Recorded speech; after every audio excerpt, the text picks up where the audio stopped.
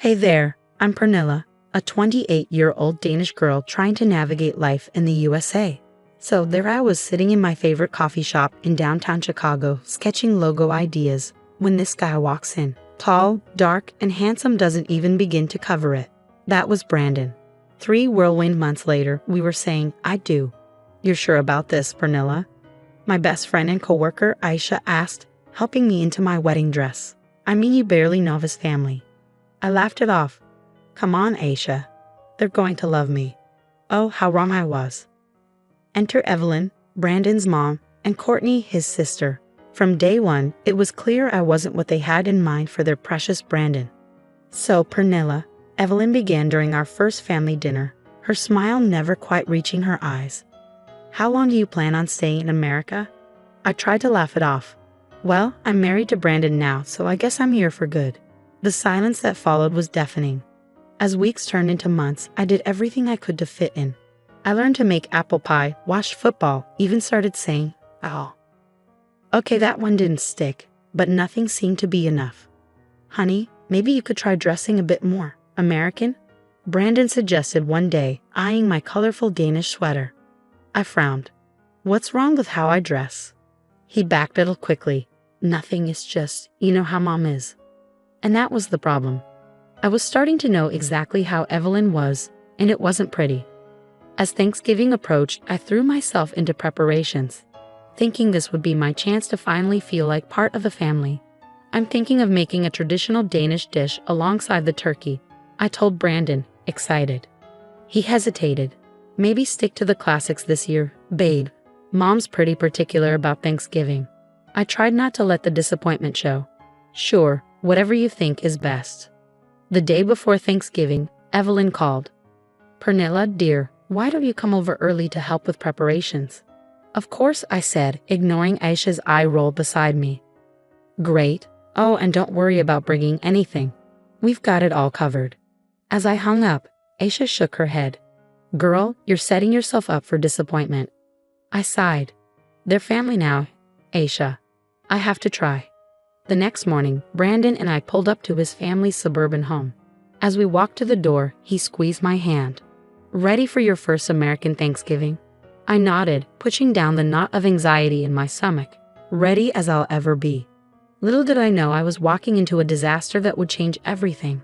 The moment I stepped into Evelyn's kitchen, I could feel the tension in the air.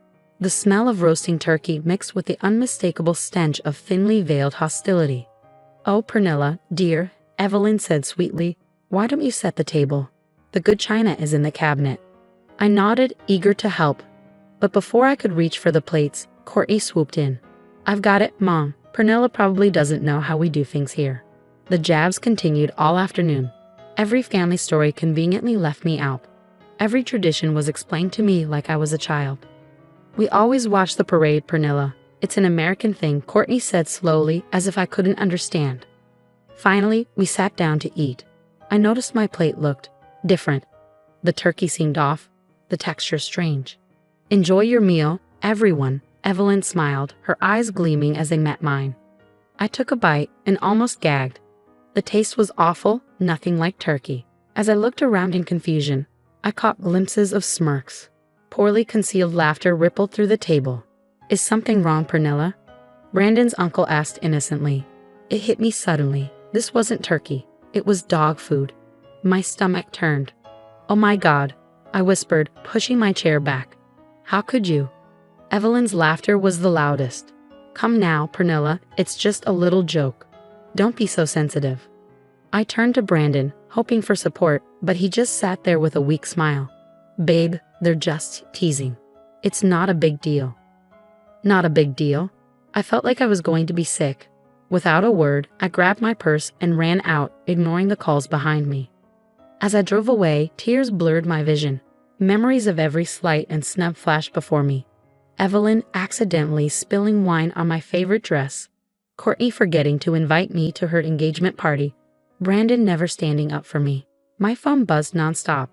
Brandon's text swung between dismissive and pleading. Come on, it was just a prank. Don't overreact. Babe, please come back. You're embarrassing me. My family thinks you can't take a joke. I ignored them all and drove straight to Aisha's apartment. She opened the door, took one look at my face, and pulled me into a hug. "What happened?" she asked gently, leading me to the couch. Through my sobs, I told her everything. With every word I shared, Aisha's face darkened. "That's it," she said firmly. "You're leaving him tonight." I hesitated. But maybe if I just try harder. "No," Aisha cut me off. "This isn't about you trying harder. They're abusive, Pernilla. And Brandon, he's just as bad for allowing it." Deep down, I knew she was right. This wasn't love. This wasn't family. That night, while Brandon was still at his parents', I packed my bags. I left my wedding ring on the kitchen counter with a note. I deserve better than dog food and disrespect. Goodbye, Brandon. The next morning, I filed for divorce. As I signed the papers, a weight lifted off my shoulders. For the first time in months, I could breathe. But as I left the lawyer's office, my phone pinged with a message from Evelyn. "I always knew you weren't good enough for our family. Run back to Denmark, little girl." I stared at the screen, a new emotion rising in my chest. This wasn't over, not by a long shot. If they wanted to play games, fine. They were about to learn that this Danish girl could bite back. The weeks following Thanksgiving were a blur of tears, anger, and paperwork. I threw myself into work, grateful for the distraction. One day, my boss noticed my distress and approached me. "Pernilla, is everything okay? You seem different." I broke down, spilling the whole ugly story. To my surprise, she was incredibly supportive. "Take all the time you need. We've got your back here." Meanwhile, Brandon swung between begging for reconciliation and lashing out. "Baby, please, it was just a stupid prank. We can work this out," he pleaded one day. The next, it was, "You're being ridiculous. My family's right. You're too sensitive for your own good." His family, however, was consistent in their attacks. Rumors spread through our social circle, labeling me as a gold digger and culturally incompatible. Aisha, bless her, stood by me like a fortress. "Ignore those snakes. You're better off without them." She introduced me to her friend Mark, a divorce lawyer with kind eyes and a no-nonsense attitude. "What they did was emotional abuse, Pernilla," he said during our first meeting. "We're going to make sure you come out of this okay."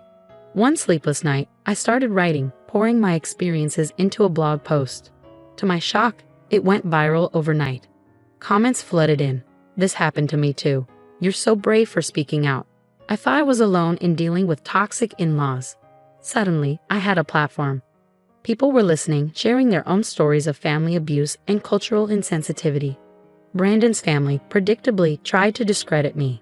"She's exaggerating for attention," Courtney posted on social media. "It was just a harmless joke." But their attempts backfired. More people came forward, including Brandon's ex-girlfriend. "They did similar things to me," she wrote. "The emotional manipulation, the jokes that went too far, it's a pattern with them." With Aisha and Mark's help, I compiled these stories, building a case that went beyond just my experience. "Pernilla," Mark said one evening, reviewing the evidence, "I think it's time to go public with all of this." I hesitated. What if they sue me for defamation? Aisha squeezed my hand. "Let them try. Truth is the best defense, and girl, you've got truth in spades." As I prepared my story for a major online publication, I felt a mix of fear and determination. This wasn't just about me anymore. It was about every person who'd ever been made to feel small by those who should have loved them. I took a deep breath and started typing. "My name is Pernilla, and this is the story of how my American dream turned into a nightmare." Little did I know, hitting publish would set off a chain of events that would change not just my life, but the lives of many others. Brandon's family thought they could break me. They were about to learn just how wrong they were. The moment I hit publish, my world exploded. Within hours, my story was everywhere. News sites, social media, talk shows. The public outrage was immediate and intense. My phone buzzed nonstop with messages of support. "You're so brave, Pernilla. Thank you for speaking out." But the real shockwaves hit Brandon's family. His company, facing immense backlash, issued a statement. "We do not condone discriminatory behavior. Brandon is on indefinite leave while we investigate." Evelyn wasn't spared either. Parents at her school, horrified by her treatment of an immigrant daughter-in-law, demanded action. The school board called an emergency meeting. Courtney's perfect world crumbled too. Her fiance's family, disgusted by the revelations, withdrew their support. "The wedding's off," Aisha read aloud from a gossip site, a hint of satisfaction in her voice. Guess karma is real after all. Meanwhile, my blog took off. It became a platform for others to share their stories of family abuse and cultural insensitivity. I was overwhelmed by the response. Pernilla, my agent, yes, I had an agent now, said, "We've got offers for book deals, speaking engagements. People want to hear your story." It was surreal. Me, the girl who once felt voiceless, now had the world's ear. Amidst the chaos, Brandon made one last attempt to reach out. He showed up at my new apartment looking haggard. "Pilla, please, I'm sorry. I didn't realize. Can we start over?" I looked at him, the man I once thought I loved, and felt nothing. "No, Brandon, we can't. Goodbye." As I closed the door on him, I felt a chapter of my life definitively end. But as one door closed, others opened. My graphic design career soared. Clients, impressed by my story and my work, flooded in. "I'm starting my own agency," I told Aisha over celebratory drinks, focusing on empowering immigrant-owned businesses. She raised her glass to new beginnings and sweet justice. A year flew by in a whirlwind of success. My book became a bestseller, my speaking engagements sold out, and my agency thrived. Then came news that made me pause. Brandon's family business, the cornerstone of their wealth and status, was struggling. Boycotts and bad press had taken their toll.